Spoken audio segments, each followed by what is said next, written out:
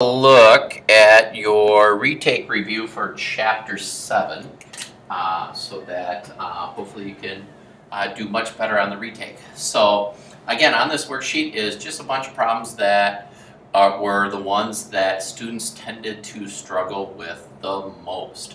So on the first one it says write a polynomial in factored form that has zeros at 8 and -3 where a equals 1. Factored form. Y equals a, x minus one of the zeros and x minus the other zero. That's what it means to be factored form. So when I'm looking at these zeros, I'm taking the opposites. So it's going to be y equals, well, a is 1, so this number I could either put as 1 or nothing at all. And then I would have x, do the opposite, minus 8. And then x, do the opposite. So -3 becomes +3. And that's it. Okay? You'll have a question just like that. Okay? So make sure you're flipping the signs. On number 2, it says write an equation of the parabola a equals 1 again in vertex form. So vertex form, a, x minus h quantity squared plus k. hk is the vertex. So notice, here it's the opposite, here it's the same. So when you're given these numbers, you're taking the opposite and you're doing the same in the formula. My a is 1, so there's not a number in front other than 1, so I usually don't put a number. X, do the opposite of -3, plus 3 quantity squared, and then this stays the same, plus 4. All right. Now, number 3, it says if the parabola crosses. So you're thinking about it like this. Well, here's my graph. My parabola crosses the x-axis at -2 and 6. Whoops. Sorry, I think I did one. Got a little crazy with my dashes there. 1, 2, 3, 4, 5, 6. So these are the points. These are just like this problem right here. You just have to find your zeros. Okay, so these are your zeros. So it's just like the one up top, you're doing the opposites. X plus 2, x minus 6. All right, number 4, however, is the one that takes a little more work. You have to find the equation that has the zeros, but this is the one that you need to solve for a, because I give you this point xy. So the first thing I do is I write the equation with a in it with the zeros. So x minus 4, again I'm doing the opposite, and opposite x plus 7. Now, this is where I'm putting in the values here. Really the x's go here, sorry. So we're going to say -40, because that's the y value, equals a. Then I go 3 minus 4 times 3 plus 7. So -40 equals a, that's -1, that's 10. Well, -40 equals a times -10. So if I divide both by -10, a equals 4. Now, I'm not done because it says find the equation. So I gotta write the equation. Y equals, I replace the a now with 4. X minus 4, x plus 7. Done. All right, number 5, there's actually 4 problems here. It says add, subtract, multiply the following complex numbers. Okay. So adding and subtracting is just combining like terms. So 5 plus 7, 12, 2i plus -4i, -2i. That's it.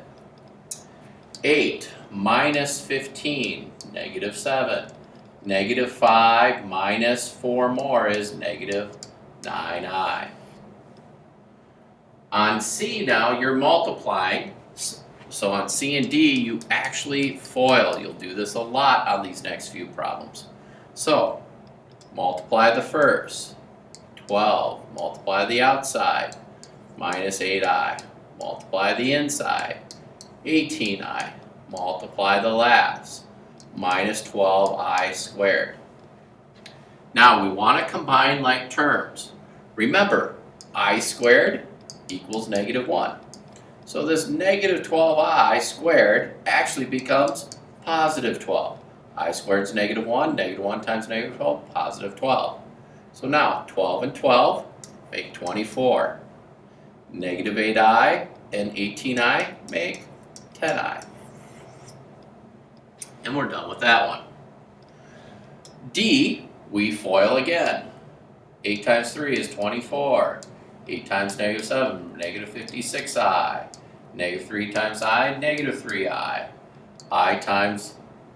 Negative I times negative 7 is 7i squared. Now again, let's deal with the I squared. That makes it the opposite, minus 7. So 24 and negative 7 make 17. Negative 56i and negative 3i make negative 59i. And I'm done with D. Alright, looking at E, you're asked to rationalize the denominator. So rationalizing the denominator means we multiply the top and bottom by the conjugate. Conjugate, changing the sign of the bottom. That's all it is.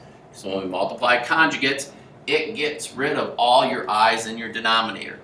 So I'm going to FOIL. When I do the top, 5 times 2, 10. 5 times 3i, 15i. I times 2, 2i. I times 3i, 3i squared. Don't forget the I squared part. Some of you were doing that on the test. Now this is why we multiply it by the conjugate. We do the bottom, 4. Then we do the outside, 6i. Insides, negative 6i. Last, minus 9i squared. So now let's deal with these I squareds. 3i squared is negative 3. 10 minus 3 is 7. 15i and 2i is 17i. Bottom. Oh, i's cross out there. Negative 9i squared is 9. 9 and 4 make 13. 13 doesn't go into 7 and 17. I am done with that one. Alright, the second one. Let's go multiply by the conjugate, 3 plus I. I'm sorry, the conjugate of 3 plus I is 3 minus I. Sorry about that. So, again, FOIL. 9 times 3, 27. 9 times negative I, negative 9i. 2 times negative 3, negative 6i. Negative 2 times negative I is 2i squared. John Sandler, please call 4521. John, 4521, please. Sorry about the announcement. Let's do the bottom. FOIL the bottom. 3 times 3 is 9. Outside, minus 3i. Inside, plus 3i. Last, negative I squared. So now let's simplify and combine like terms, just like we did on the last one. 2i squared is negative 2. So 27 minus 2 is 25. Negative 9 and negative 6 is negative 15i. In the bottoms, middles cross out. So I just have 9 minus I squared. Well, that's plus 1. That's 10. Ooh, let's look at this one. They're all multiples of 5, so I can reduce. 5 minus 3i all over 2. And yes, you do need to reduce. Always reduce your answers. All right, that's the first page. Let's flip over to the back side.